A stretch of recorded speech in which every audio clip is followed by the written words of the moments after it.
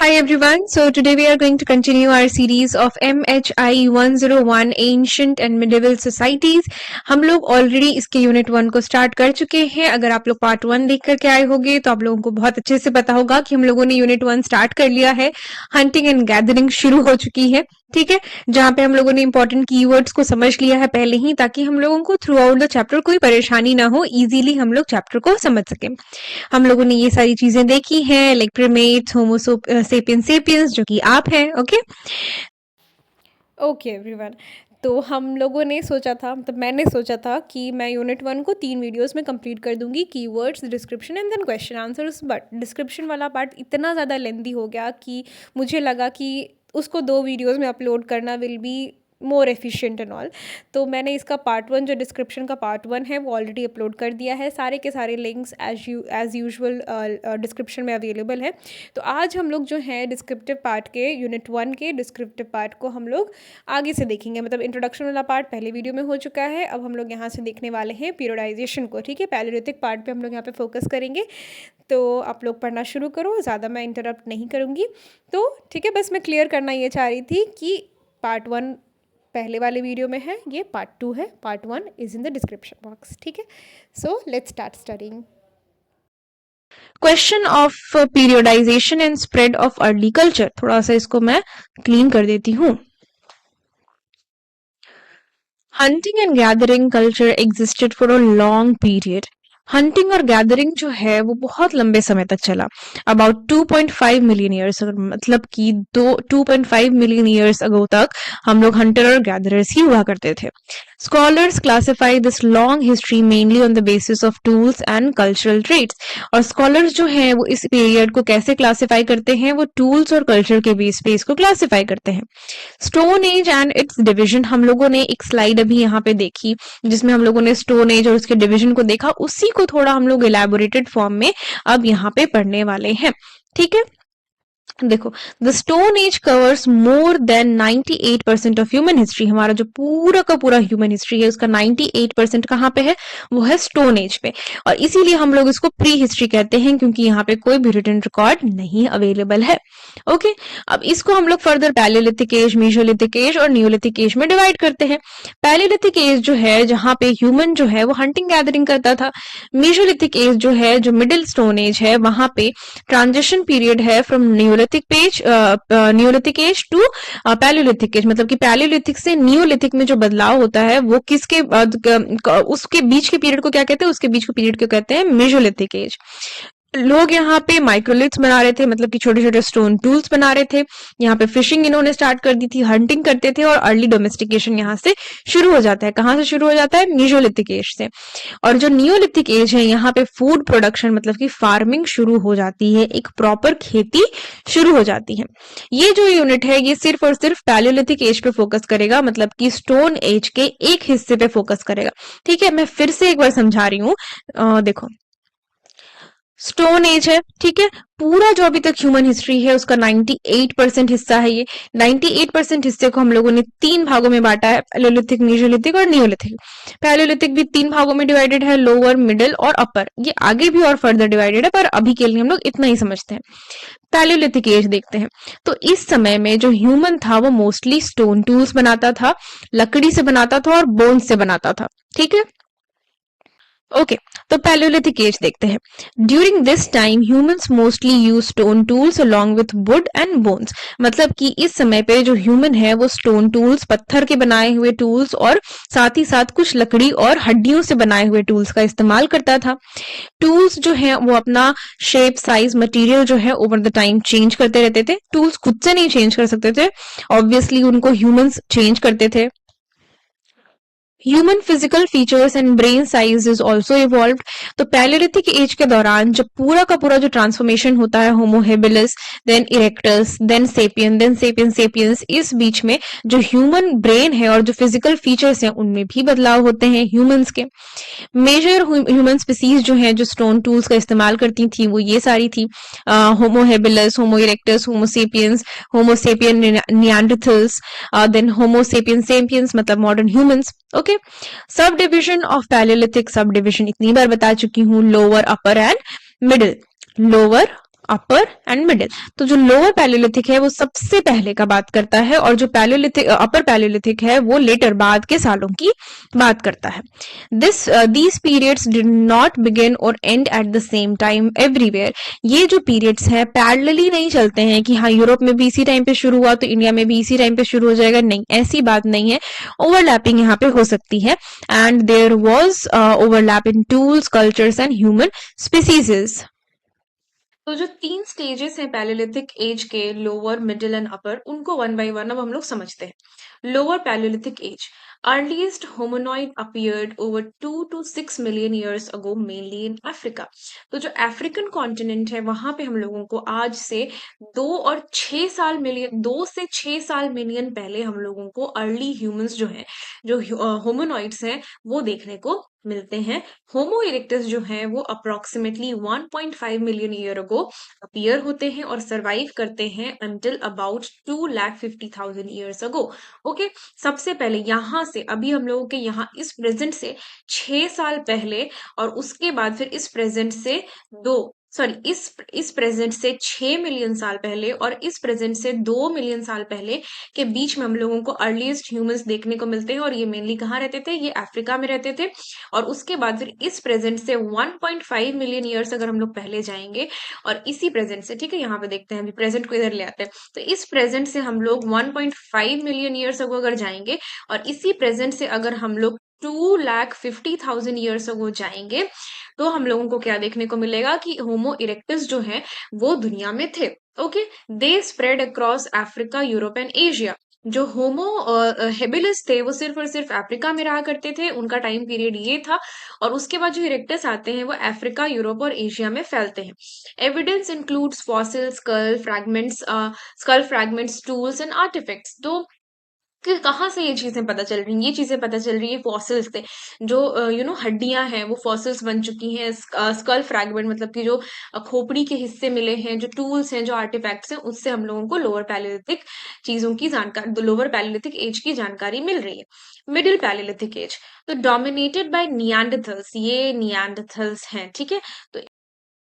तो जो नियांडरथल्स हैं वो क्या करते हैं, वो मिडिल पैलियोलिथिक एज को पूरी तरह से डोमिनेट करके रखते हैं। मतलब कि उस समय पे ये लोग हंसी खुशी रहा करते थे। lived roughly between 2,30,000 years ago and 40,000 years ago। मतलब कि आज से 30,000 साल पहले और आज से 40,000 साल पहले के बीच का जो पीरियड है उसमें ये लोग रहा करते थे। नियांडरथल्स जो थे वो रहा करते थे। फिजिकल फीचर्स कैसे थे इनके? इनका जो फिजिकल फीचर था वो कैसा था कि बॉडी इनकी स्ट्रांग हुआ करती थी लेकिन छोटी हुआ करती थी। कोई चिन्ह नहीं होता था, देखो कुछ खास यहाँ पे इनका चिन्ह है नहीं। हेवी आईब्राउज हुआ करती थी, लार्ज ब्रेन हुआ करता था। बहुत सारे साइंटिस्ट का मानना है इनका जो ब्रेन साइज था वो आज के ह्यूमन के ब्रेन साइज से भी बड़ा हुआ करता था।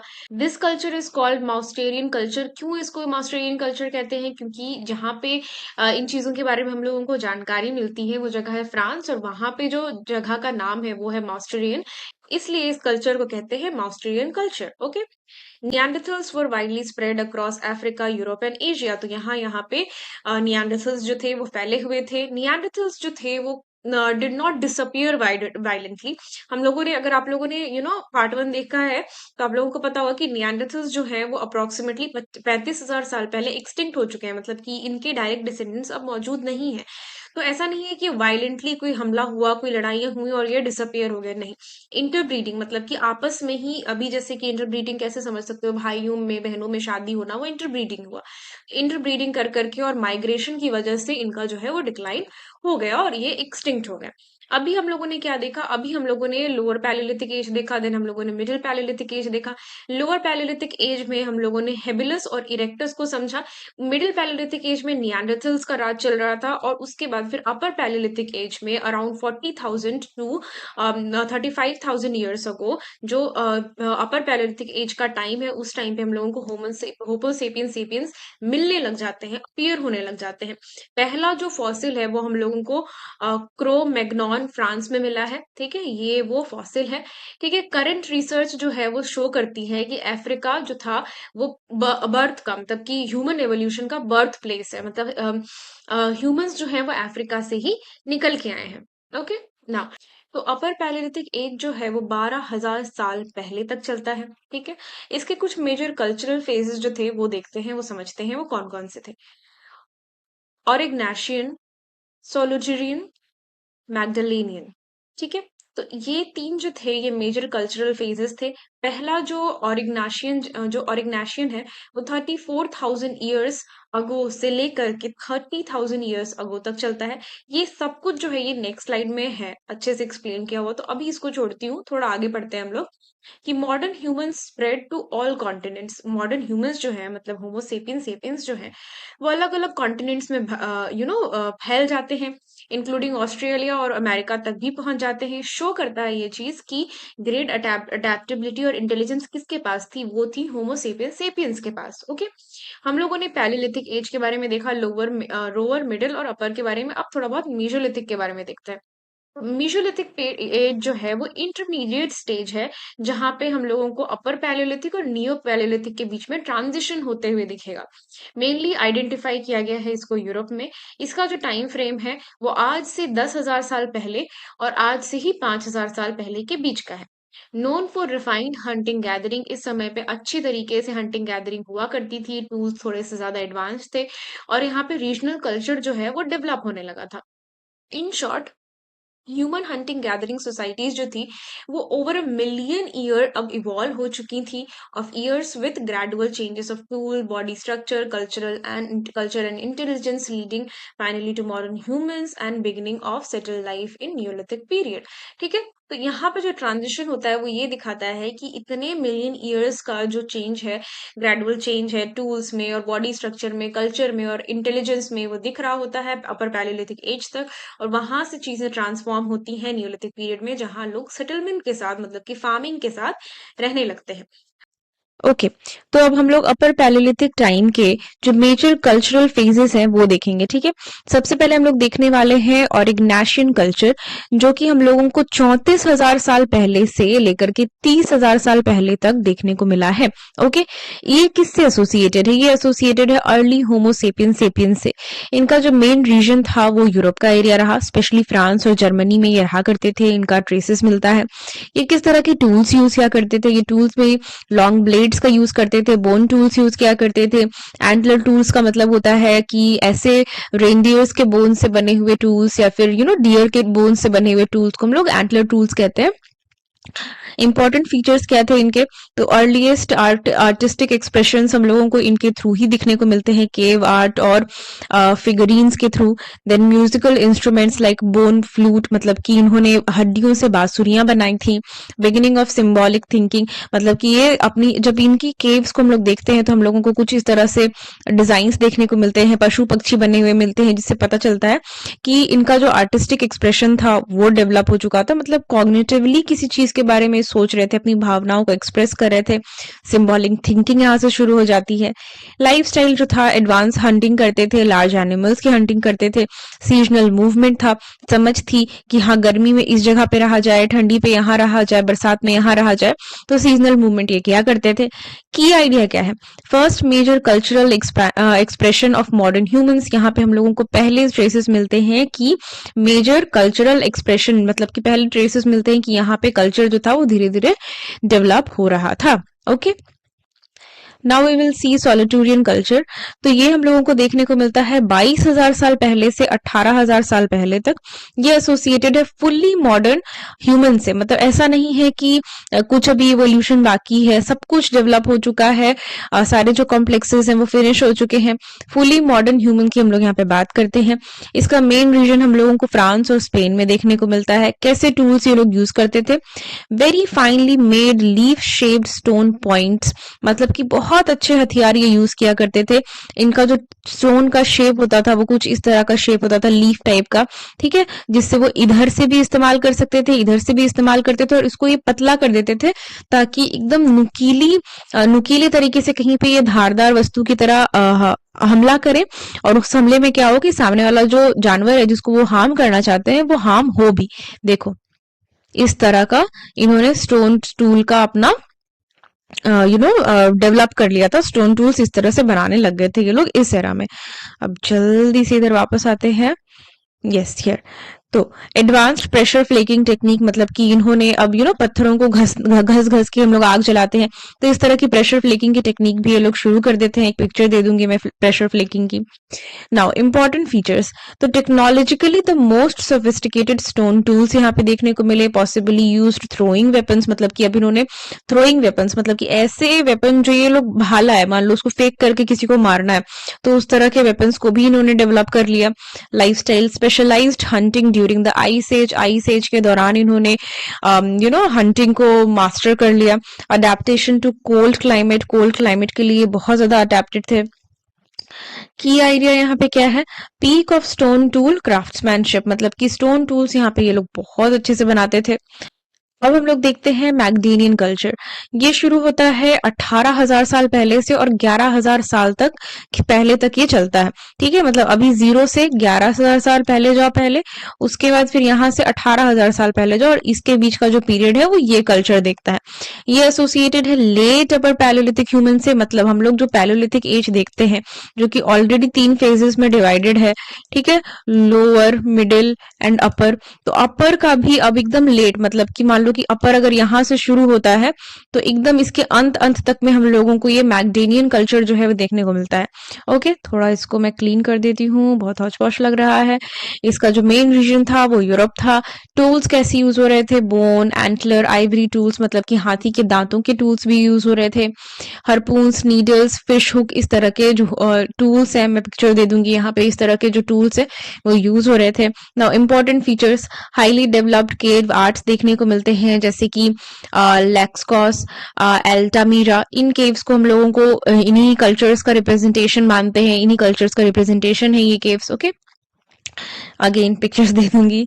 Art became wide spread and complex, मतलब आर्ट जो है अब बहुत सारी जगहों पे यूज करने लग गए ये लोग, और कॉम्प्लेक्स आर्ट बनाने लग गए, मतलब कि प्रिसिजन देखने को मिलने लगा। लाइफस्टाइल कैसी थी, फिशिंग करते थे, हंटिंग करते थे, गैदरिंग करते थे, larger and more organise social group में रहा करते थे। की आइडिया था कि golden age of prehistoric art and culture था ये। ठीक है, अब हम लोग आगे थोड़ा और बढ़ते हैं और डेवलपमेंट ऑफ टूल्स के बारे में पढ़ते हैं। ठीक है, a tool is basically an object. एक टूल जो है वो क्या है, तो बेसिकली वो एक ऑब्जेक्ट है, एक वस्तु है, other than a body part, मतलब कि शरीर से हट करके एक वस्तु है जिसको हम लोग मैनुअल वर्क करने के लिए यूज करते हैं। ठीक है, now this definition does not limit tool use to humans. ये जो डेफिनेशन है ये सिर्फ और सिर्फ जरूरी नहीं है कि ये ह्यूमंस के लिए ही हो, क्योंकि as animals like chimpanzees also use natural object such as sticks और स्टोन्स टू ऑब्टेन फूड। आप कभी अगर जू गए हो तो आपको ऐसे ही कुछ याद हो कि कोई चिंपैंजी है, वो किसी टूल से खेल रहा है, किसी लकड़ी से किसी चीज को मार रहा है। तो ऐसा नहीं है कि जो ह्यूमन है वो ही सिर्फ और सिर्फ टूल्स एंड टेक्नोलॉजी को यूज कर रहा है, एनिमल्स भी लाइक चिंपैंजीज जो है वो भी इस तरह के टूल्स को यूज कर रहे हैं। मंकीज भी अगर आप देखो तो वो भी अपने हाथ का फंक्शन करते हैं। मान लो उनको कोई चीज कहीं पे फेंक के मारनी है, तो आप इमेजिन कर सकते हो कि एक मंकी ने छोटा सा पत्थर उठाया और किसी को मार दिया है। तो इस तरह से वो लोग भी स्टोन्स का, स्टिक्स का इस्तेमाल कर रहे थे फूड को ऑब्टेन करने के लिए। Early human similarly used unmodified natural objects. Early human भी इन्हीं की तरह अनमॉडिफाइड चीजों को, नेचुरल ऑब्जेक्ट्स को यूज कर रहे थे स्टोन टूल्स की तरह, या फिर स्टिक्स को यूज कर लेते थे। Making them tools user rather than tool makers. और ये जो है उनको टूल यूजर्स बनाता है, मतलब कि जो कुछ नेचुरली अवेलेबल है उसी को यूज कर लिया rather than कि वो लोग टूल्स बनाए। What truly distinguishes humans from other animals is the making of tools। मतलब कि जो ह्यूमन को दूसरे जानवरों से जो चीज अलग बनाती है वो ये है कि टूल्स को सिर्फ यूज करना ही नहीं, टूल मेकर बनना। टूल मेकिंग जो है वो करने से ह्यूमंस और एनिमल्स में फर्क होने लग गया। Jean Cavillon defines a tool in the human context as a human-made object used to perform manual work, emphasizing that shaping an object for a specific purpose gives it social and cultural value। तो gene जो है वो define करती है कि एक tool जो है वो ह्यूमन कॉन्टेक्स्ट में ये है कि ह्यूमन मेड ऑब्जेक्ट हो, यूज किया जाता हो उसको एक मैनुअल पर्पस, मैनुअल वर्क के लिए। वो इस चीज पे भी एम्फेसाइज करती हैं कि shaping an object for a specific purpose gives it social and cultural value. जैसे कि हम लोग अगर बिहारी शादियों की बात करें तो उन शादियों में एक कल्चर होता है, एक पिक्चर दूंगी मैं आपको, समझने में आसानी होगी, जहां पे कल्चर होता है कि शादी में खल ओखल का इस्तेमाल किया जा रहा है, या फिर हल जो होता है, प्लाव जो है, उसका इस्तेमाल किया जा रहा है। तो वो क्या हुआ, एक सिंबॉलिक मीनिंग हुआ, एक कल्चरल एसोसिएशन है उस पर्टिकुलर टूल के साथ। तो जीन का वही कहना है कि ह्यूमन मेड ऑब्जेक्ट जो है, जो किसी मैनुअल वर्क को करने के लिए काम आए, और उस ऑब्जेक्ट का जो स्पेसिफिकेशन है, जो पर्पस है, किसी सोसाइटी से या फिर किसी कल्चर से एसोसिएटेड भी हो, तो वो क्या होता है, तो वो टूल होता है। ठीक है। Human made tools are intentionally designed for tasks like cutting, scraping और breaking, and they play an increasing important in human life.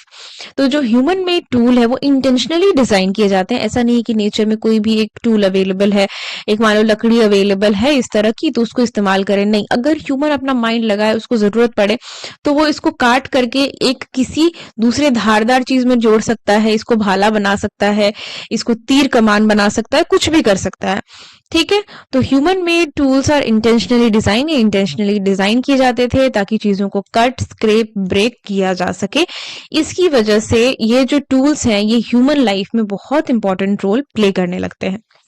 Archaeological evidence show that such tools across the world would near ancient settlements. Archaeological evidences जो है वो दिखाती हैं कि इस तरह के जो टूल्स हैं ये पूरे के पूरे वर्ल्ड में इधर उधर बिखरे हुए हैं, जो हम लोगों को देखने को मिलते हैं। Okay, the study of Paleolithic tools focuses on their gradual development. और ये जो Paleolithic tools का जो स्टडी है ये हम लोगों को बतलाता है कि किस तरह से ह्यूमंस का यहाँ पे ग्रेजुअल डेवलपमेंट हुआ, चेंज हुआ उनके रॉ मटेरियल में। मतलब पहले अगर वो लोग लकड़ी से काम कर रहे थे तो फिर धीरे धीरे आइवरी तक पहुंच गए। And technological advancements over the time, और उन्होंने टेक्नोलॉजिकल एडवांसमेंट्स भी की। मतलब कि मान लो एक सिंपल स्टोन को वो लोग थोड़ा सा घस करके नुकीला बना करके मान लो इस्तेमाल कर रहे हो इस तरह से, लेकिन फिर उनको धीरे धीरे समझ में आया कि अगर हम लोग इसको पूरे टूल को ही कुछ इस तरह से शेप कर दें तो दोनों साइड से हम लोग किसी चीज को काट सकते हैं। ओके, तो इस तरह की जो टेक्नोलॉजिकल एडवांसमेंट थी ये भी टूल्स के साथ होती रही। नाउ लोअर पैलियोलिथिक टाइम में ओडोवियन या फिर अचूलियन टूल्स, अगर आप लोग पार्ट 1 देख के आए होते ना तो इन सारी चीजों को आपको समझने में बहुत रिलेटेबल लगता, बहुत इजी लगता। पार्ट 1 जरूर देखना। ओके, तो लोअर पैलियोलिथिक साइट में हम एज में अभी हम लोग ओल्डोवियन और अचूलियन टूल्स के बारे में देखते हैं।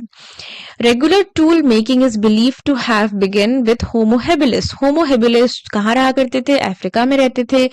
ठीक है, तो ये जो थे अफ्रीकन कॉन्टिनेंट से बाहर तो नहीं निकले, लेकिन इन्होंने रेगुलर टूल मेकिंग जो थी वो स्टार्ट कर दी, as suggested by the Richard Leakey. अब रिचर्ड लीकी के बारे में भी मैंने फर्स्ट वीडियो में बतलाया है कि ये जो लीकी फैमिली है ये पूरे के पूरे फैमिली ने ही एवोल्यूशन पे बहुत वर्क किया है। स्पेशली इनका जो एरिया रहा वो अफ्रीका का एरिया रहा। तो उन्हीं में से लीकी फैमिली में से ही रिचर्ड लीकी जो है वो कहते हैं कि जो रेगुलर टूल मेकिंग है वो होमो हेबिलिस के साथ स्टार्ट हो जाती है। The earliest stone tools known as Oldowan tools were discovered at Olduvai Tanzania and Melka Kunture Ethiopia and date to about 1.8 to 1.6 million years अगो।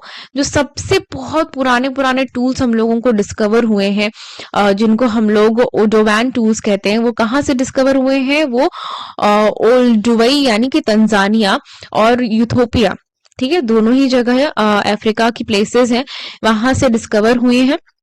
एक मैप में मैं प्रेजेंट करने की कोशिश करूंगी तंजानिया और यूथोपिया को, ठीक है, पिक्चर दे दूंगी।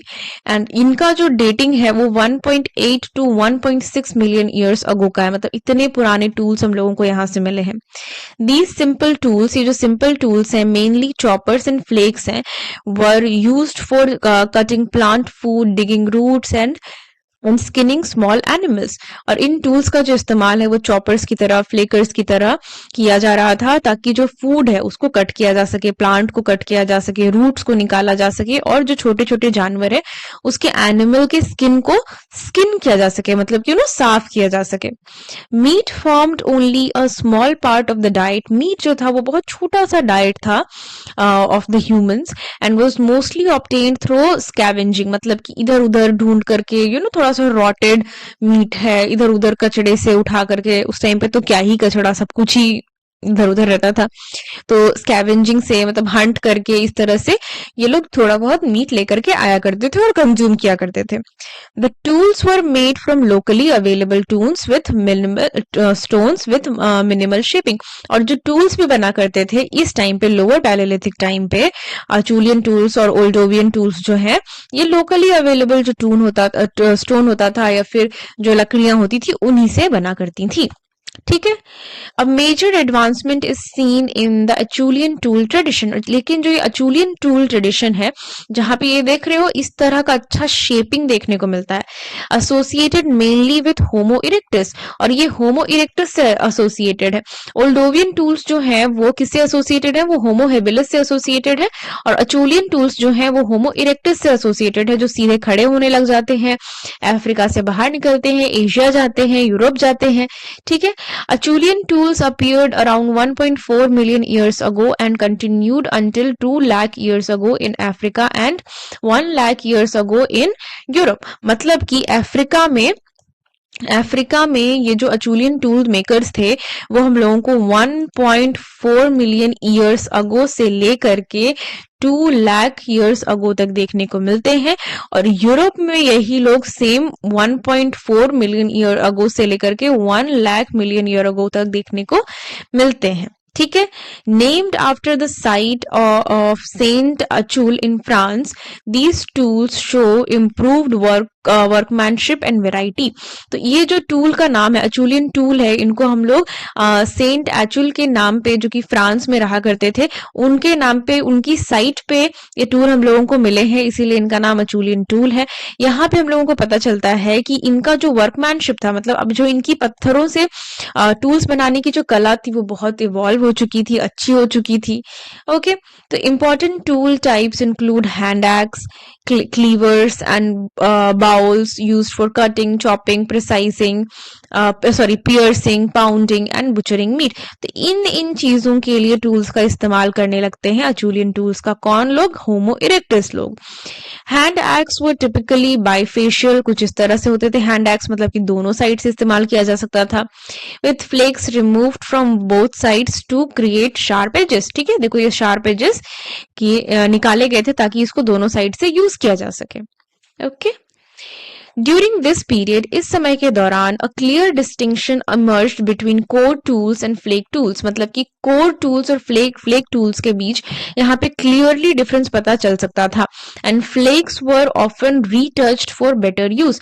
और फ्लेक्स जो टूल्स थे उनको रीटच, मतलब कि मान लो कि एक टूल बनाया गया, कुछ इस तरह का टूल बनाया गया, इसको ऐसा नहीं कि बना करके एक बार में इस्तेमाल किया गया, फिर ये जब इसकी धार खत्म हो गई तो इसको दोबारा से धार किया गया कि हाँ इसको दोबारा से यूज किया जा सके। कोर टूल्स और फ्लेक टूल्स में क्या डिफरेंस है? कोर टूल्स और फ्लेक टूल्स को अगर ऐसे कॉमनली समझना हो तो ये जो है ना, ये पुराने टूल्स हो गए तुम्हारे, ये लोअर पैलेलिथिक एज के टूल्स हो गए, और ये अपर पैलेलिथिक एज के टूल्स हो गए, जहां पे ये बहुत शार्प हुआ करते थे। और ये जो है कि बड़ा सा एक पत्थर है, उसका एक बड़ा सा भाग है, लेकिन जो ये कैसे बनते थे? जो फ्लेक्स को निकाल दिया जाता था ना तो कोर टूल्स बनते थे। लेकिन यहाँ पे फ्लेक्स क्या है? ये छोटे टूल्स हुआ करते थे, शार्प हुआ करते थे। ठीक है, तो ये नए टूल्स हो गए समझ लो, और ये पुराने टूल्स हो गए। थोड़ा इनके शेप में भी डिफरेंस है, ये बड़े होंगे ना और ये छोटे होंगे, फ्लेक्स छोटे होंगे और कोर टूल्स जो है वो बड़े होंगे। Okay, so tool makers preferred specific raw materials such as cherts, quartz, limestone, quartz, sandstones and basalt, sometimes sourced from distant locations। तो जो टूल मेकर्स थे, जो इस समय के दौरान अपना टूल्स बना रहे थे, टूल मेकिंग कर रहे थे, वो कुछ इस तरह के टूल्स जो हैं, जो इस तरह के जो पत्थर है वो प्रेफर किया करते थे। और कभी कभी ये जो पत्थर है, मान लो कि एक एरिया में हम लोगों को कोई सैंडस्टोन का एक टूल मिला है, लेकिन हम लोगों को पता है कि कि इधर इस एरिया में कहीं पे भी सैंडस्टोन मिलता ही नहीं है, मतलब कि ये दूसरे एरिया से सोर्स किया गया था। ये चीज हम लोग ये जानकारी कैसे ले सकते हैं, ये जानकारी हम लोग इस चीज से ले सकते हैं कि ये टूल यहाँ में कैसे मिला है, ये तो यहाँ बनता मिलता ही नहीं है ये स्टोन, तो हाँ ठीक है ये यहाँ से लाया गया होगा, ये नजदीकी जगह ये यहाँ पे मिलती है। तो ऐसे ऐसे रिलेट करके हम लोग चीजों को पढ़ते हैं। Limited use of bones and Ivory tools is also reported, मतलब कि हड्डियों से और आइवरी से बने हुए टूल्स का भी इस्तेमाल यहाँ पे किया जा रहा था।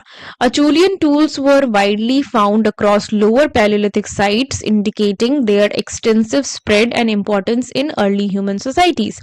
तो जो Acheulean tools हैं, Acheulean tools दिखाया ना मैंने अभी आपको, कुछ इस तरह के जो tools हैं ये widely focus on lower Paleolithic sites, मतलब कि जो lower Paleolithic sites मिली है, पुरानी Paleolithic sites मिली हैं, वहां पे हम लोगों को ये टूल्स ज्यादा देखने को मिलती हैं। इससे ये पता चलता है कि कितना ज्यादा एक्सटेंसिवली ये स्प्रेड थे और अर्ली ह्यूमन सोसाइटीज जो थी वो कितना ज्यादा इन चीजों को यूज कर रही थी। ओके देखो इस फिगर में आप लोगों को कुछ स्टोन टूल्स देखने को मिल रहे होंगे, ये सीरिया से डिस्कवर किए गए हैं अचूलियन टूल्स हैं। ठीक है, देखो इसकी ही हम लोगों ने अभी रंगीन फोटो देखी है इससे पहले। अब हम लोग देखते हैं मिडिल पैलियोलिथिक या Mousterian tools belong to the Middle Paleolithic period and are mainly found in Europe and Asia. तो ये जो Mousterian tools हैं ये Middle Paleolithic period को belong करते हैं और ये स्पेशली कहाँ पाए जाते हैं, ये पाए जाते हैं यूरोप और एशिया में। Their users were early Homo sapiens. इनके जो users थे वो early Homo sapiens थे।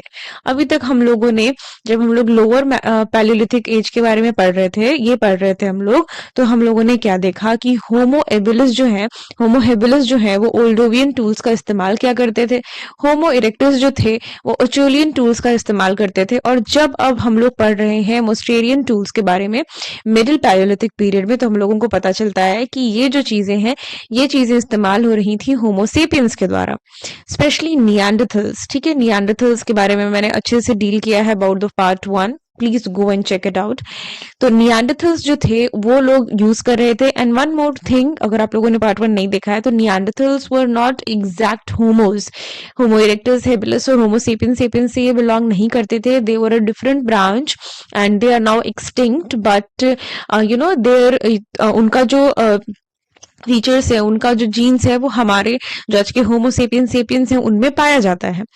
तो देयर यूजर्स, इनके जो यूजर्स थे मतलब मिडिल पैलियोलिथिक पीरियड के टूल्स के जो यूजर्स थे वो होमो सेपियंस थे, अर्ली होमो सेपियंस थे।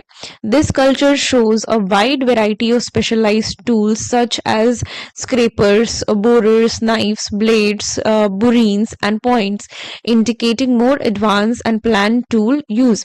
तो ये जो कल्चरल शो है जो हम लोगों को यहाँ पे मिडिल पैलियोलिथिक एज में देखने को मिलता है, तो पता चलता है कि यहाँ पे ज्यादा स्पेशलाइज्ड स्टोन टूल्स का इस्तेमाल किया जा रहा था। लाइक दीज टूल्स जो थे जो थोड़े से ज्यादा एडवांस थे, इनका इस्तेमाल हो रहा था। Lewis Bineford studied Mousterian tools from sites in Syria, Israel and France and grouped them into 5 functional tools kit.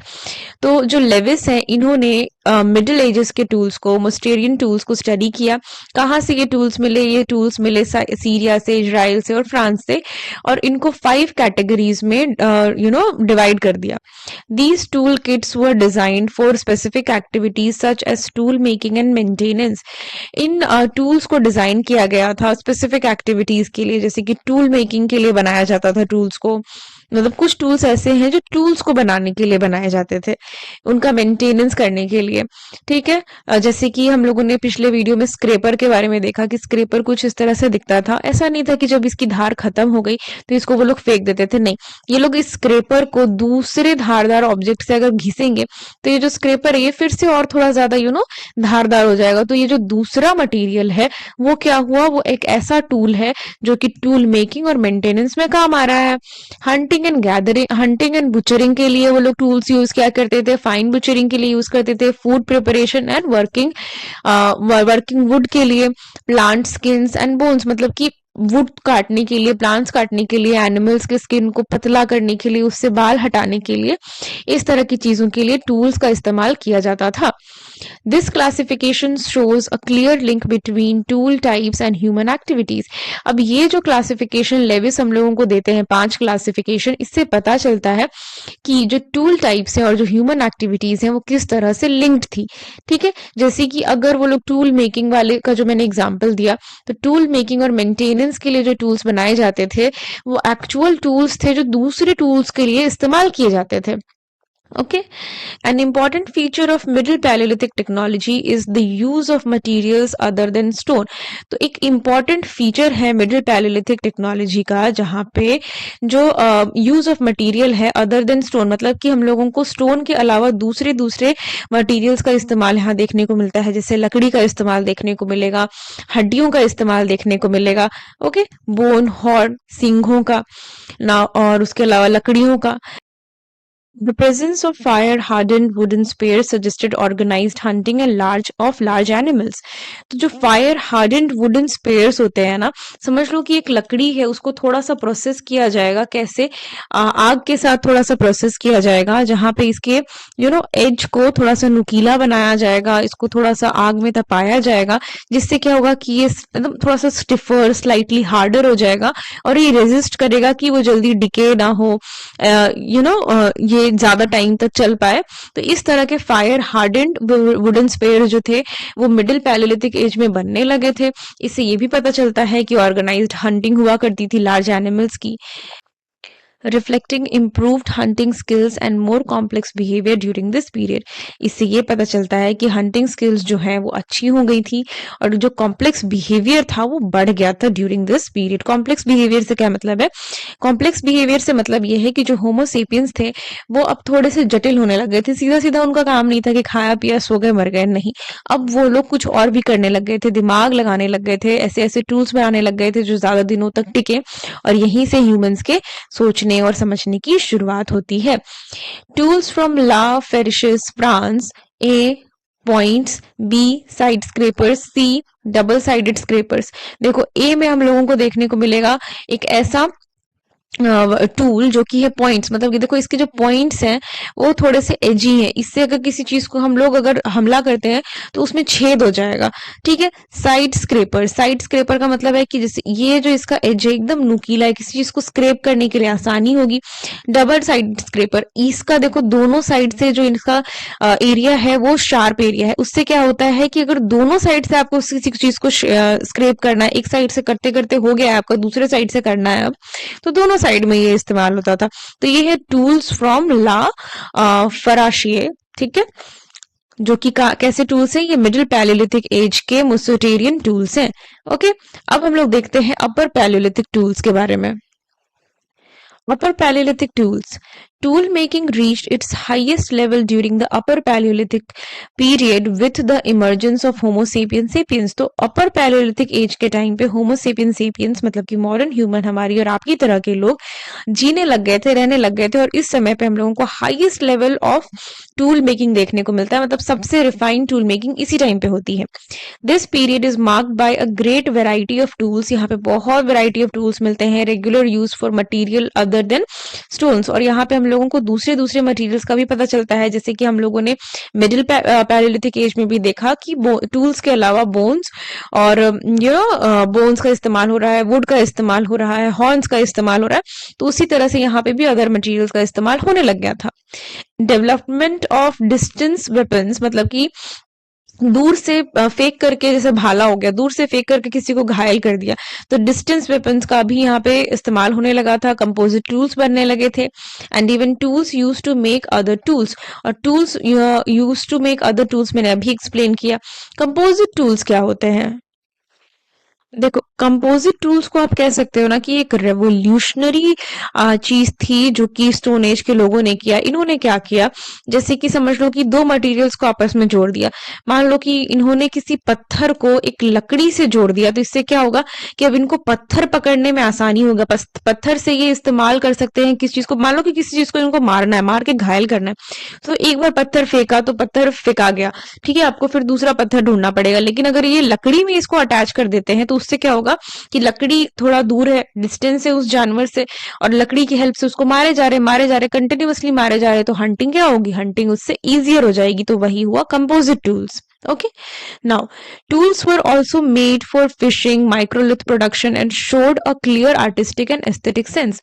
तो जो टूल्स हैं वो फिशिंग के लिए इस्तेमाल हो रहे थे, माइक्रोलिथ मतलब छोटे छोटे जो टूल्स बन रहे थे उसके लिए इस्तेमाल हो रहे थे, और आर्टिस्टिक पॉइंट ऑफ व्यू से भी इस्तेमाल हो रहे थे। मतलब कि ड्वेलिंग्स में जो इन केव पीपल की जो ड्वेलिंग हुआ करती थी, रहने का जो जगह हुआ करता था, वहां पे हम लोगों को बहुत सारे पेंटिंग्स मिले हैं, और ये जो पेंटिंग्स है ये इन्होंने माइक्रोलिथ्स की हेल्प से, इन स्टोन टूल्स की हेल्प से बनाई है। ठीक है, ब्लेड टेक्नोलॉजी वाज परफेक्टेड, मतलब कि ब्लेड यहां तक अच्छे से बन गया था लोगों के पास। प्रोड्यूसिंग रेगुलरली, और ब्लेड टेक्नोलॉजी वाले जो वेपन्स थे वो लोग जो है वो इस चीज को अच्छे से रेगुलरली बना रहे थे। Parallel edges blades used for knives, इस तरह की चीजें भी यहाँ पे थी। Pressure flaking and fine retouching improved tool efficiency.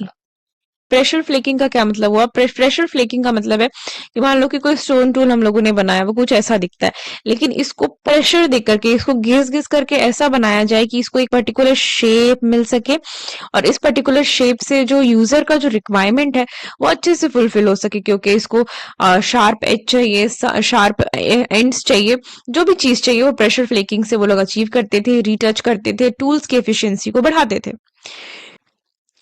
बुरीन्स become important tools for engraving and drilling. तो बुरीन्स जो है एक तरह के टूल हैं जो कि इंपॉर्टेंट बन जाते हैं, किसके लिए? इंग्रेव करने के लिए, किसी चीज को पत्थर पे घिस के लिखना है उसके लिए, या फिर ड्रिलिंग के लिए। एक पिक्चर दे दूंगी इसकी। New hunting weapons such as light spears, spear throwers, and bows and arrows allowed killing prey from a distance. अब एक और नई जो टेक्निक है जो कि बहुत अच्छी हो गई इन लोगों के लिए, कि इन लोगों को जानवरों के बहुत ज्यादा नजदीक जाने की जरूरत नहीं थी। अब दूर से ही ये लोग क्या कर सकते थे कि स्पेयर्स फेंक करके, बोज फेंक कर, सॉरी एरोस फेंक करके ये क्या कर सकते थे, किसी भी एनिमल को घायल कर सकते थे। ठीक है, towards the end of this period, इस पीरियड के खत्म होते तक में curved sickle like tools appeared, likely used for cutting grasses, possibly linked too early harvesting activities. अब अपर पैलियोलिथिक के एंड तक हम लोगों को देखने को मिलता है कर्व, मतलब कि मुड़ी हुई सिकल लाइक टूल्स जो है वो मिलने लगती हैं। कटिंग ग्रासेस मतलब कि इसको ग्रास को कट करने के लिए, घास को काटने के लिए, या फिर इसको इस चीज से भी लिंक किया जा सकता है कि अर्ली ह्यूमन सेटलमेंट, मतलब कि फार्मिंग की थोड़ी बहुत शुरुआत यहाँ पे हो जाती है। A wide range of raw materials were selected, यहाँ पे बहुत ज्यादा रॉ मटेरियल्स अवेलेबल थे, बस स्टोन टूल से काम नहीं हो रहा था। Like flint, quartzite and even precious stones like obsidian and chalcedony often obtained from distant regions indicate in exchange or barter system। मतलब कि हम लोगों को अब इतने ज्यादा वेराइटी ऑफ रॉ मटेरियल्स मिलने लगे हैं जिससे पता चलता है कि जो मतलब कि जो रॉ मटेरियल है वो ऐसा नहीं है कि वो अब एक एरिया पे लोग कुछ रह रहे हैं, ये लोग टूल्स बना रहे थे तो वहीं के टूल्स से कंटिन्यू चला नहीं, अब यहाँ पे बहुत वेराइटी अवेलेबल थी। सेम जो स्टोन टूल्स वहां पे अवेलेबल है, जो स्टोन्स वहां पे उस एरिया में अवेलेबल है, उसके अलावा भी दूसरे मटेरियल्स मिलने लगे। जो किस चीज का प्रूफ है? जो इस चीज का प्रूफ है कि एक्सचेंज और बार्टर सिस्टम जो है वो इस समय पे भी ह्यूमंस के बीच में हो रहा था। ठीक है, ऑब्सीडियन और क्लैकेडोनी जैसे जो प्रीशियस स्टोन्स है, इसके भी हम लोगों को स्टोन टूल्स मिलते हैं। ठीक है, extensive use of organic materials. अब यहाँ पे बहुत ज्यादा एक्सटेंसिव यूज होने लगता है। किसका यूज होने लगता है? ऑर्गेनिक मटेरियल्स, जैसे कि बोन्स हो गए, एंटलर्स हो गए, हॉर्न हो गए, आइवरी है, वुड है, ये सारे स्टैंडर्ड हो गए, मतलब इन सब से टूल्स बना करते थे। These were shaped into specialized tools like harpoons, needles, daggers, awls, and spear points, mainly of which were composite and hafted। देखो, तो ये सारे जो बोन्स है, एंटलर है, हॉर्न है, आइवरी है, जो कुछ भी, इसको कन्वर्ट किस में किया जा रहा था? इनको हार्पून में, नीडल्स में, डैगर्स में, इन तरह की चीजों में कन्वर्ट किया जा रहा था, इन तरह की चीजों को। ओके, ये रॉ मटेरियल है और ये आउटकम है। द इंट्रोडक्शन ऑफ माइक्रोलिथ्स, जो माइक्रोलिथ्स है वो बहुत छोटे स्मॉल टूल्स होते हैं, used alone for mounted and handles और projectiles, represents another major invention. अब जो छोटे टूल्स बनने लग जाते हैं वो भी एक बहुत मेजर इन्वेंशन है, जैसे कि नीडल जो है वो कितनी छोटी सी वस्तु है, किसी छोटी वस्तु को बनाना ज्यादा डिफिकल्ट है, तो ये एक मेजर इनोवेशन ये लोग करने लग गए। These tools were crucial for hunting, fishing, tool making and artistic work, of their full use developed later in the Mesolithic period। ठीक है, तो अपर पैलियोलिथिक पीरियड में ये लोग नीडल का काम शुरू तो कर चुके थे, लेकिन समझ लो कि ये अच्छे से फुलफिल कहाँ पे होता है, ये अच्छे से उभर के आता है मीसोलिथिक पीरियड में। ये लोग हंटिंग के लिए, फिशिंग के लिए, टूल मेकिंग के लिए, आर्टिस्टिक वर्क के लिए किसका इस्तेमाल करते थे, माइक्रोलिथ्स का इस्तेमाल करने लगे थे। Overall upper Palaeolithic tools reflected advance technological skills, planning, material knowledge and creativity. Overall हम लोग कह सकते हैं कि अपर पैलियोलिथिक पीरियड में टेक्नोलॉजिकल एडवांसमेंट्स जो थी वो लोअर पैलियोलिथिक पीरियड से बहुत आगे बढ़ गई थी, और लोग जो थे वो इवॉल्व कर रहे थे, सोच रहे थे, आगे बढ़ रहे थे। ठीक है, ये देखो लीफ शेप्ड पॉइंटेड टूल्स यहाँ पे दिखाए गए हैं, कर्व्ड नाइफ्स दिखाई गई हैं। ऐसा नहीं है कि ये पत्थर ही इसी शेप के थे, इसको डेलिबरेटली इस शेप का बनाया गया था। ओके देखो यहाँ पे spear thrower made of reindeers antler from France, ये बहुत पुराना एंटलर है जो कहाँ से मिला है, ये फ्रांस से मिला है। ये कुछ बोन टूल्स है like हार्पून्स। Habitation and way of life. Information about the lifestyle of hunting gathering communities is limited because organic material have mostly decayed, while inorganic remains like tools, bones and habitation sites have survived। ठीक है, तो information जो हम लोग gather करते हैं hunting and gathering people के बारे में, कम्युनिटीज के बारे में, ये बहुत ज्यादा कम लिमिटेड इन्फॉर्मेशन है। क्यों? क्योंकि ये लोग ज्यादातर ऑर्गेनिक मटेरियल्स यूज किया करते थे, और ये ऑर्गेनिक मटेरियल्स जो है वो टाइम के साथ साथ डिके हो गए हैं, नष्ट हो चुके हैं, खत्म हो चुके हैं। जो इन ऑर्गेनिक रिमेन्स जैसे कि टूल्स हैं, बोन टूल्स हैं, ये कुछ सर्वाइव कर गई हैं, जिसकी वजह से हम लोगों को पता चलता है इनके लाइफ के बारे में, इनके डेली रूटीन के बारे में, इनके इवोल्यूशन प्रोसेस के बारे में। These remains provide insights into their habitation, substance and social organization। ये जो remains है इससे हम लोगों को habitation के बारे में, उनके substance के बारे में, social organization के बारे में पता चलता है। किन के बारे में? कि ह्यूमन जो है वो होमो हेबिलिस से होमो सेपियंस तक पहुंच गया है। ठीक है, ये पता चलता है हम लोगों को इन जगहों से, हैबिटेशन से, बोन से, टूल्स से। ठीक है, during lower palaeolithic little is known about dwellings और group size of Homo habilis. Lower palaeolithic age के बारे में हम लोगों को बहुत कम पता है कि कहाँ रहा करते थे, कैसे ग्रुप साइजेस होते थे, very little knowledge. Their diet mainly consisted of plant food supplemented by scavenged meat or small animals usually eaten raw। तो ये लोग जो थे होमो हेबिलिस जो थे ये प्लांट बेस्ड फूड कंज्यूम करते थे, मीट भी खाते थे, छोटे एनिमल्स को खाते थे। बड़े एनिमल्स को हंट करने की इनके पास पावर नहीं थी, टूल्स नहीं थे, वैसे बॉडी में वैसा इनके पास पावर नहीं था, तो छोटे जानवरों को खाया करते थे और यूजुअली रॉ खाते थे। ऐसा कुछ पकाने वकाने का सिस्टम अभी शुरू नहीं हुआ था। With Homo erectus major developments occurred such as the use of fire. तो होमो इरेक्टस के साथ साथ जो है वो मेजर डेवलपमेंट स्टार्ट हो जाती है, क्योंकि यहाँ पे लोग फायर का इस्तेमाल करने लगते हैं। ठीक है, construction of simple dwellings. Simple dwellings मतलब घर ये लोग बनाने लगते हैं। सिंपल ड्वेलिंग्स मतलब केव्स में जाकर के रहने लग जाते हैं, प्लान्ड हंटिंग करते हैं। फॉर्मेशन ऑफ सोशल ग्रुप होता है, मतलब कि 25 से 30 लोग आपस में मिलकर के साथ रहा करते थे। They lived in natural caves और circular and oval huts made from branches and animal skins. तो ये लोग नेचुरल केव्स में रह लेते थे या फिर छोटे ओवल हट्स बनाते थे ब्रांचेस और एनिमल्स की स्किन का यूज करके। Fire was use regularly for cooking, मतलब कि जो फायर है उसको जला करके ये लोग चीजों को पकाने लग गए थे। मेनली ग्रिलिंग मीट, मतलब कि मीट जो था उसको ग्रिल करते थे, आग पे सेक लेते थे। Hunting was largely done by main, और जो हंटिंग है वो लार्जली लोग, मतलब कि जो आदमी थे, जो मेल थे वो किया करते थे। विमेन गैदर्ड प्लांट फूड, और जो विमेन थी, जो औरतें थी, वो प्लांट बेस्ड फूड को गैदर करती थी, जमा करती थी।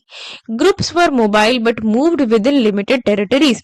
तो जो ग्रुप्स थे वो इधर से उधर जाते थे, लेकिन ऐसा नहीं है कि अगर दुनिया इतनी बड़ी है तो ये लोग यहाँ जाते थे फिर यहाँ जाते थे, यही ये लोग ट्रैवल किया करते थे। ऐसा नहीं कि यहाँ से उठ करके डायरेक्टली यहाँ आ गए, नो। ठीक है, this was not the case. ठीक है, not exactly with the Homo habilis सबसे पहले तो। फिर आगे के लोग ऐसा करते हैं कि वो लोग अपनी टेरिटरी से बाहर निकलते हैं। अब इसका भी रीजन है, इसके रीजन ये है कि जैसे मान लो कि ये लोग यहाँ से यहाँ, यहाँ से यहाँ, ये लोग ग्रुप करते रह रहे हैं, तो यहाँ पे लोग जितने भी रिसोर्सेज है सबको खत्म कर देते हैं, तो अब इनको दूसरा जगह चाहिए जहाँ पे इनको खाना मिल सके, पानी मिल सके, एनिमल्स मिल सके, तो ये लोग दूसरी दूसरी जगहों को डिस्कवर करते हैं। ओके, आगे पढ़ते हैं। ओके, तो during middle and upper palaeolithic age जो हंटिंग टेक्निक्स थी वो इम्प्रूव हो चुकी थी। मतलब जो नियांडरथल्स थे और जो होमो सेपियंस सेपियंस थे, उन्होंने एक तो टूल मेकिंग को इम्प्रूव किया, इनका जो माइंड था वो भी अब थोड़ा तेज चलने लग गया था। तो ये बड़े एनिमल्स को हंट कर लिया करते थे, लाइक बाइसन, डियर, रेनडियर और मैमथ्स को। Hunting was a group activity, मतलब हंटिंग पे लोग साथ में निकला करते थे, फूड शेयर करते थे। एक्वाटिक एनिमल्स जो थे वो अब रेगुलर डाइट का पार्ट हो गए थे। एक्वाटिक एनिमल्स मतलब कि ऐसे एनिमल्स जो पानी के नीचे रहते हैं, ठीक है। और ये सब कुछ स्पेशली अपर पैलेलिथिक पीरियड में होता है। फूड, प्लांट बेस्ड जो फूड था उसकी वैरायटी बढ़ गई थी। मतलब अगर सालों से लोग सिर्फ और सिर्फ सेब कंज्यूम कर रहे हैं, तो अब लीची, अंगूर, इन सब के बारे में भी सोचने लग गए थे। और साथ ही साथ ये भी एविडेंसेस मिलते हैं कि फूड को भी स्टोर किया जाने लग गया था। मतलब कि अगर एक एप्पल अभी एक पेड़ से तोड़ करके खाया है, तो 2 एप्पल रख लिए जेब में कि हाँ, आगे भी काम आएँगे। तो इस तरह के फूड स्टोरेज भी स्टार्ट हो गए थे। डॉग का डोमेस्टिकेशन भी होता है यहाँ पे। Okay, habitation sites show repeated occupation of caves and later the construction of more refined huts using wood, skins, bones, stones and mud। हम लोगों को हैबिटेशन साइट के बारे में पता चलता है कि केव्स में, मतलब कि गुफाओं में, ये जो नियांडरथल्स थे और होमो सेपियंस सेपियंस थे वो रहा करते थे। लेकिन बाद में ये भी पता चलता है कि हट्स का भी कंस्ट्रक्शन हो रहा था। हट्स किसके बना करते थे? बोन्स के, वुड के, स्टोन के, मड के, इन तरह के हट्स बना करते थे। Hearths inside and outside dwellings indicate regular fire use। तो hearths जो थे उसकी वजह से ये पता चलता है कि हाँ, जो उनका घर था, जो पुराने लोगों का जो घर था, हमारे एंसेस्टर्स का घर था, वहां पे हमेशा फायर का इस्तेमाल हुआ करता था। हर्थ, आई गेस कि आप लोगों को पता होगा, एक चिमनी जैसा एरिया जहाँ पे आग जलता हुआ रहता था, मूवीज में आपने देखा होगा। खैर, एक फोटो तो लगा ही दूंगी मैं। ओके, तो ग्रुप साइज इंक्रीज्ड और धीरे धीरे जो ये ग्रुप साइज था, जैसे कि हम लोगों ने यहाँ देखा ना कि ये लोग ग्रुप में रहने लग गए थे, खाना शेयर करते थे। तो उसी तरह से इनका जो ग्रुप साइज था वो धीरे धीरे बढ़ने लगता है। अराउंड टू 30 to 50 लोग एक साथ रहने लगते थे। एंड मोबिलिटी जो थी वो डिफाइंड टेरिटरीज में ही हुआ करती थी। मोबिलिटी डिफाइंड टेरिटरीज में होती थी, इसका क्या मतलब है? इसको मैं थोड़ा सा एक बार क्लीन करती हूँ, फिर समझाती हूँ। डिफाइंड टेरिटरीज में मोबिलिटी होती थी, इसका मतलब है कि मान लो कि बहुत बड़ा लार्ज एरिया है, यहाँ पे ये लोग रहा करते थे, कुछ समय के लिए यहाँ भी चले जाते थे, यहाँ से यहाँ, यहाँ से यहाँ इनका ट्रैवल हुआ करता था। लेकिन ये लोग इसी टेरिटरी के बाहर नहीं निकलते थे, पर अप्रोक्सीमेटली कुछ समय के बाद, मतलब कि अल्टीमेटली इनको यहाँ से बाहर निकलना पड़ेगा। क्यों? क्योंकि ये लोग इतनी ज्यादा संख्या में बढ़ जाएंगे कि यहाँ के सारे रिसोर्सेज को कंज्यूम कर लेंगे, कुछ बचेगा ही नहीं। तो अब यहाँ से यहाँ करने के बजाय अब इन लोगों को इधर इधर इधर जाना पड़ेगा। और यहीं से शुरुआत होगी ह्यूमन एवोल्यूशन की, ह्यूमंस के इधर उधर स्प्रेड होने की। नॉट एग्जैक्टली ह्यूमन एवोल्यूशन की शुरुआत होगी, वो तो बहुत पहले हो चुकी होती है। यहाँ से शुरुआत होगी ये इन लोगों के स्प्रेड होने की। ठीक है, अब देखते हैं। तो strong social bonds are evident from care for the wounded and burial practices. तो जो स्ट्रॉन्ग सोशल बॉन्ड्स है, मतलब कि ये लोग जो ग्रुप में रहते थे, ऐसा नहीं था कि बस रह रहे हैं, कोई फीलिंग्स नहीं है, इमोशंस नहीं है जो ह्यूमंस को ह्यूमंस बनाती है। वो सारी कैपेबिलिटीज और कैटेगरीज नहीं थी इनके पास डेफिनेटली थी। क्योंकि ये लोग जो अपने घायलों को ट्रीट करते थे, केयर करते थे, उनके हम लोगों को पिक्चर्स देखने को मिले केव पेंटिंग्स में। बरियल प्रैक्टिसेस से पता चलता है कि ओके, ये रिलेशनशिप भी मेंटेन कर रहे थे। The dead were buried in shallow Graves. ये छोटी ग्रेव्स में ये लोग अपने डेड्स को, मतलब अपने मृतकों को बंद करते थे, मतलब गाड़ देते थे। ऑफन विथ टूल्स, कुछ टूल्स दे देते थे उनके साथ। एनिमल रिमेन्स, रेड ओर्क या फिर फ्लावर्स चढ़ाया करते थे, suggesting ritual beliefs and respect for the dead. और इन सारी चीजों से हम लोग उनको पता चलता है कि वो लोग अपने डेड को रिस्पेक्ट करते थे, मतलब मरे हुए लोगों को याद करते थे, रिस्पेक्ट करते थे। Overall these practices reflect a well organised social life. अब इन प्रैक्टिसेस से पता चलता है कि एक वेल ऑर्गेनाइज्ड सोशल लाइफ था उनका। कोऑपरेट करते थे एक दूसरे को। अर्ली रिचुअल ट्रेडिशंस क्या थे और हंटिंग गैदरिंग सोसाइटीज कैसी थी। Okay, Okay, so now we'll see arts and communication. During the Upper Paleolithic period, मतलब Upper Paleolithic period के दौरान caves and rock shelters continued to be used, मतलब कि cave और rock shelters जो थे वहाँ पे जो early humans थे वो रह रहे थे, but human made habitations increased. लेकिन जो human made habitation है जो हम लोगों ने देखा कि huts बना करके वो लोग रहने लगे थे, ये थोड़ा सा बढ़ जाता है. Settlements were usually located near water sources and areas rich in prey animals. ये जो ह्यूमन मेड हैबिटेशंस जो थे जो जिनको सेटलमेंट्स कहा जा रहा है, ये सेटलमेंट्स अक्सर कहाँ हुआ करते थे? ये वहां हुआ करते थे जहाँ पे वाटर सोर्सेस अवेलेबल थे, जैसे किसी नदी के किनारे, किसी तालाब के किनारे, और जहाँ पे प्रे एनिमल्स, ऐसे एनिमल जिनको ये लोग हंट कर सके, उन एनिमल्स के आसपास ये लोग रहना पसंद करते थे. हट्स बिकेम मोर रिफाइंड, और हट्स जो थे वो ज्यादा अच्छे होने लग गए. ये नहीं कि हाँ जैसे तैसे बना लिया गया है, अब ये थोड़े अच्छे बेहतर थे पहले से. With wooden frames curved by animal skin and materials like bones, stones and mud were also used. ठीक है, तो हट्स जो थे वो ज्यादा रिफाइन हो गए थे.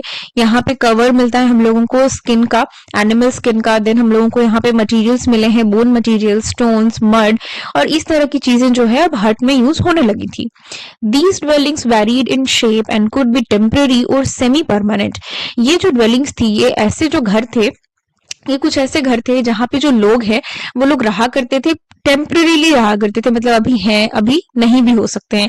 सीजन के साथ, टाइम के साथ वो लोग अपना जगह चेंज भी कर सकते थे, या फिर इसको सेमी परमानेंट कि हाँ रह गए तो रह गए, एज सच रहना है कोई जरूरी नहीं है.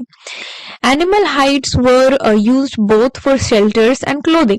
एनिमल हाइट जो थे उसको शेल्टर के लिए, मतलब घरों में भी इस्तेमाल किया जा रहा था, और क्लोथिंग के लिए, मतलब उसको वो लोग पहन भी रहे थे एनिमल हाइट्स को.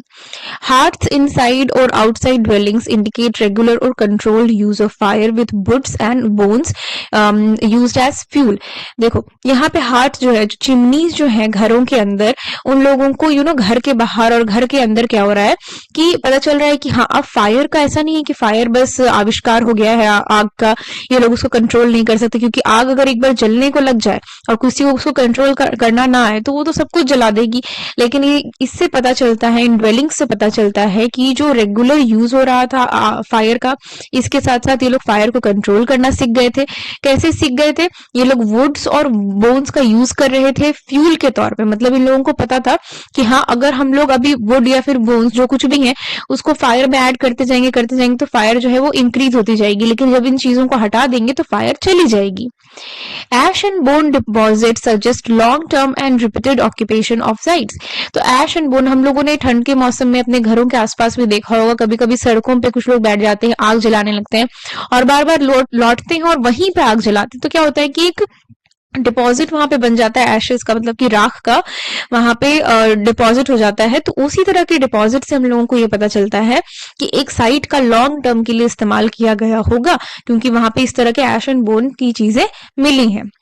Group size remained around 30 to 50 individuals. जो ग्रुप साइज था वो अभी भी 30 से 50 इंडिविजुअल्स का था. ऑल्दो हाईली मोबाइल, मतलब कि अभी भी ये लोग एक जगह से दूसरी जगह बहुत ज्यादा ट्रैवल कर रहे थे. Movement was restricted to specific territories, usually within 25 to 30 kilometre of a central water source.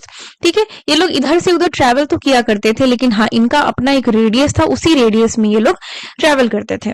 ठीक है, smaller groups occasionally came together for exchange of materials और mats.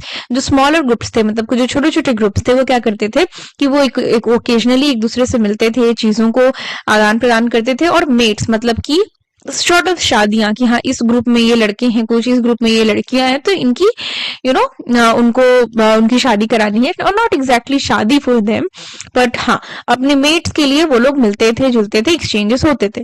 Indicating strong social relationship, और इससे पता चलता है कि हाँ वो लोग रिलेशनशिप, सोशल रिलेशनशिप भी बिल्ड करने लग गए थे. Evidence of care for the wounded shows social bonding. तो एविडेंस ऑफ केयर मतलब कि जब कोई घायल हो गया है तो उसको किस तरह से ठीक करना है, उस तरह के एविडेंसेस भी मिले हैं. तो इससे ये पता चलता है कि हाँ कोई दूसरा इंसान घायल हुआ है, उससे किसी पर्टिकुलर दूसरे अर्ली मैन को तो कोई लेना देना नहीं है, लेकिन हाँ वो जो दूसरा इंसान है वो इस तीसरे इंसान की मदद करने की कोशिश कर रहा है. तो इससे पता चलता है कि ये लोग जो है अपने वुंडेड्स का, मतलब कि अपने जो घायल हैं उनका ध्यान रखते थे. तो ये एक सोशल बॉन्डिंग है. ठीक है, मतलब अब इंसान इमोशंस भी डेवलप कर चुका होता है. Burial practices during the middle Paleolithic, such as the Shandir Cave and La Farache, reveal respect for the dead and ritual behavior. देखो burial practices जो है नियांद्रथल्स के केस में तो हम लोगों को डायरेक्टली burial practices देखने को मिली हैं, तो वही समय है पैलियोलिथिक मिडिल पैलियोलिथिक पीरियड है। यहाँ पे जो शैंडर केव है और ला फ्राशिये है, यहाँ से हम लोगों को पता चलता है कि इन्होंने अपने मृतकों के लिए क्या रिचुअल्स परफॉर्म किए, उनके लिए ग्रेवयार्ड्स प्रिपेयर किए, टूल्स, फ्लावर्स, रेड और फैमिली बरियल्स जो है अच्छे से दिया, किनको? अपने रिलेटिव्स को, अपने लव्ड वंस को। ठीक है, तो इससे ये पता चलता है कि इन्होंने इमोशन को, सोसाइटी को, रिचुअल प्रैक्टिसेस को डेवलप कर लिया था। Art and communication developed significantly, और इसी समय में आर्ट और कम्युनिकेशन भी साथ साथ डेवलप हो रहा होता है। Cave paintings specially in Altamira Spain and Lascaux France depict animals and hunting scenes using natural pigments. ठीक है, तो आर्ट एंड कम्युनिकेशन तो फ्लोरिश कर रहा था इनका भैया अच्छे से। कुछ केव पेंटिंग्स हम लोगों को मिली है, यहाँ पे दोनों की मैं फोटो दे दूंगी, एक एल्टामीरा है और एक लैक्सॉक्स है फ्रांस में। यहाँ पे हम लोगों को क्या देखने को मिलता है कि जो पेंटिंग्स है वहां पे हंटिंग सीन्स और एनिमल्स को दिखाया गया है और नेचुरल पिगमेंट्स का यूज किया गया है एक आर्ट को बनाने के लिए, एक पेंटिंग को बनाने के लिए। Human figures are rare and sketchy. जो ह्यूमन फिगर्स हैं वो बहुत रेयर देखने को मिली है, मतलब कि ये लोग ज्यादा जानवरों को लेकर के ही फिगर्स बनाते थे, ह्यूमंस को लेकर के ज्यादा फिगर्स नहीं बनाते थे। Similarities in themes across regions suggests shared ideas and belief। और ये जो सिमिलैरिटी है, मतलब कि एक आर्ट अगर जो स्पेन में मिला है उसका कुछ ना कुछ पैटर्न जो है वो हम लोगों को फ्रांस में भी फॉलो होता हुआ दिख रहा है, जो एक आइडिया देता है हम लोगों को कि हाँ जो रीजन्स हैं, जो ग्रुप्स हैं, उनमें आपस में डेफिनेटली कोई शेयरिंग हुई थी, तभी तो ये जो आइडियाज हैं, जो पिक्चर्स हैं वो एक जैसे दिखते हैं। Okay, other art forms include decorated tools, ornaments, engravings and figurines made of bones, ivory, clay and horn। जो other decorative items हम लोगों को मिले हैं, tools मिले हैं, वो कैसे हैं? ornaments है, कुछ engravings है, figurines है। तो ये सब किसकी बनी हुई है? ये सब बनी हुई है हड्डियों की, ivory मतलब कि हाथी के दांत की हड्डियां, then clay, horn, इन सारी चीजों की बनी हुई हम लोगों को ये सारी चीजें मिली हैं, tools, ornaments, engravings, figurines। ठीक है, तो scholars debate the purpose of this art. Scholars जो है आपस में डिबेट करते हैं about the purpose of this art, linking it to human magic, social symbolism और कम्युनल राइट्स, कम्युनल रिचुअल्स। तो जो स्कॉलर्स हैं वो डिबेट करते हैं कि क्या पर्पस रहा होगा इस आर्ट का, इसको लिंक करते हैं हंटिंग मैजिक से कि हाँ ठीक है, वो लोग समझाना चाहते होंगे कि हाँ इस तरह से हंट किया करते हैं हम लोग, या फिर इस तरह से हंट पे जाया जाता है, या फिर जस्ट आउट ऑफ क्यूरियोसिटी और पासिंग द बोर्डम उन लोगों ने ये आर्ट बनाए। सोशल सिंबलिज्म क्या मिलता है, कम्युनल रिचुअल्स क्या पता चलते हैं, तो इन सब के ऊपर स्कॉलर्स डिबेट करते हैं। In communication early humans like homo habilis and homo erectus lacked verbal speech. तो कम्युनिकेशन, अगर भाषा की बात की जाए तो होमो हेबिलिस और होमो इरेक्टस जो थे वो वर्बल स्पीच का उतना इस्तेमाल नहीं करते थे। नियांडरथल्स जो थे may have used limited sounds and symbols. Neanderthals हो सकता है कि कुछ साउंड्स और सिंबल्स का इस्तेमाल करते होंगे, while homo sapiens likely developed full speech during the upper Palaeolithic period. लेकिन और ये जैसे कि होमो हेबिलिस और इरेक्टस और नियांडरथल्स का तो पता चलेगा कि इन दोनों ने बिल्कुल ही कुछ भी वर्बल काम नहीं किया, नियांडरथल्स ने थोड़ा बहुत काम किया। ठीक है, और जो आज की तरह जिस तरह से हम लोग भाषा का इस्तेमाल करते हैं, तो ये जो भाषा का इस्तेमाल करने का जो पूरा का पूरा दारोमदार जाता है वो जाता है होमो सेपियंस का। इन्होंने ही अपर पैलियोलिथिक एरा में फुली डेवलप्ड स्पीच का शुरुआत किया और ये लोग भाषा को एक मतलब बोली का इस्तेमाल करने लग गए। Drawing, symbols and speech together formed early communication system acting as precursors to later script development. तो ड्राइंग, सिंबल, स्पीच टुगेदर, मतलब देखो पहले तो ये लोग आर्ट बना रहे थे, आर्ट से इन लोगों को एक वे ऑफ कम्युनिकेशन मिला क्योंकि आर्ट से भी कम्युनिकेट किया जा सकता है। सिंबल्स बनाए इन्होंने और फिर धीरे धीरे इन्होंने स्पीच को डेवलप किया। इससे क्या होता है, इससे कम्युनिकेशन सिस्टम डेवलप होता है और बाद में यही चीज स्क्रिप्ट में बदल जाती है। Societies developed in varied forms. Hunting gathering society के समय में आर्ट जो है वो बहुत अलग अलग फॉर्म्स में उभर के आया। एज कार्व्ड बोन्स, मतलब कि बोन्स को कार्व करना, फिगरीन्स, स्टैचूज, केव आर्ट, इस तरह से आर्ट जो है वो उभर के आया during the hunting gathering period. Important discoveries include ivory, bone and horn figurine from Vogelherd cave in southern Germany. कुछ इंपॉर्टेंट डिस्कवरीज हुई हैं जहां पे हम लोगों को आइवरी, बोन और हॉर्न फिगरीन्स देखने को मिले हैं। कहाँ पे ये मिले हैं? ये सदर्न जर्मनी में मिले हैं। Dated to around 32 years ago, और ये कितने पुराने हैं? ये 32,000 साल पुराने हैं। And the large clay bison figure from Pyrenees dating to about 50,000 years ago. देखो, तो कुछ हम लोगों को सदर्न जर्मनी से मिला है, कुछ हम लोगों को कहां से मिला है? पायरेनीस से मिला है। 15,000 ईयर्स अगो भी हमारे पास आर्टिफैक्ट्स अवेलेबल हैं, 32,000 ईयर्स अगो के भी आर्टिफैक्ट्स अवेलेबल है। ये सारे मोस्टली किससे बने होते थे? ये क्ले से बने हुए होते थे, या फिर आइवरी, बोन या फिर हॉर्न से बने हुए होते थे। These artistic expressions reflect creativity and symbolic thinking among upper Paleolithic communities।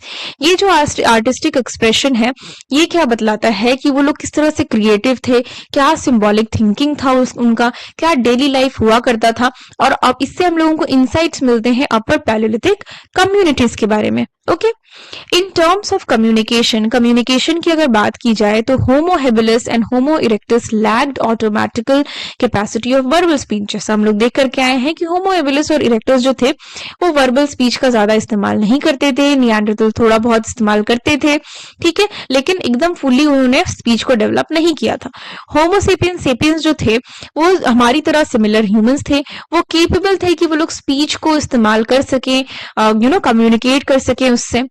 Communication methods now include speech. आज के दौर में जो कम्युनिकेशन मेथड है वो स्पीच है, ड्राइंग है, सिंबल है, मार्किंग है, which acted as early precursors to writing. और ये सारे जो है ये उस समय पे भी, जो ड्राइंग्स है, सिंबल्स है, मार्किंग और जो स्पीच है, उस समय पे भी राइटिंग के लिए प्रिकॉसर्स हुए, मतलब कि इन्हीं सबसे लिखना शुरू हुआ।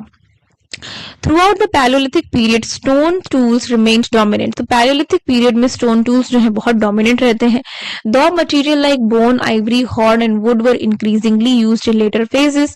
तो starting में तो stone tools पूरे के पूरे prominent होते हैं Paleolithic period में, लेकिन bone, ivory, horn और wood जो है आगे आने वाले सालों में Paleolithic period में इस्तेमाल किए जाने लगते हैं, ठीक है।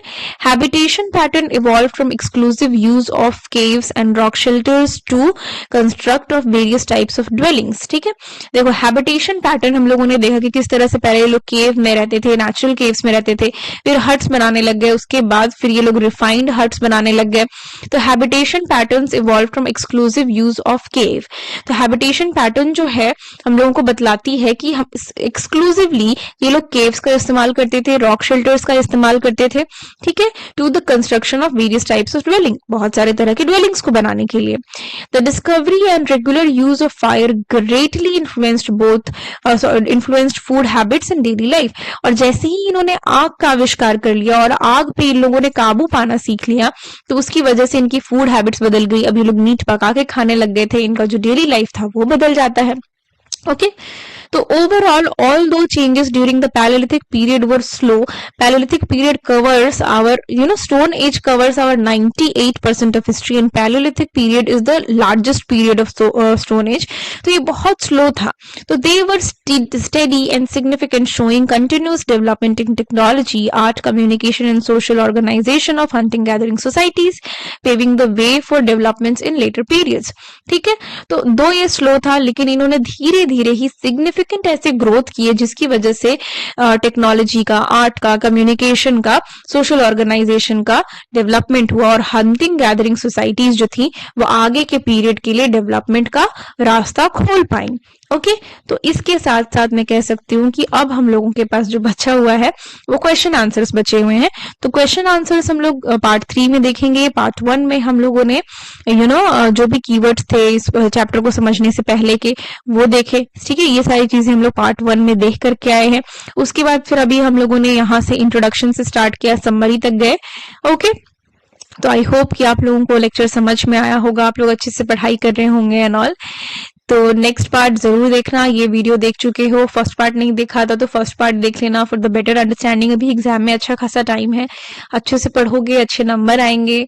तो all the best for all of your examinations and let me know in the comment box कि am I improving or not, because I am trying to improve. Okay, so if you guys want to study anything else about history, you can comment down below also. Apart from that, masters के अलावा मैंने bachelors के भी बहुत सारे videos cover किए हैं, पूरी प्लेलिस्ट आपको मिल जाएगी नीचे, वीडियोस अभी भी अपलोड हो रहे हैं. तो okay, everything will be updated and completed soon, but it will take time obviously. So bye bye, all the best for all of your examinations.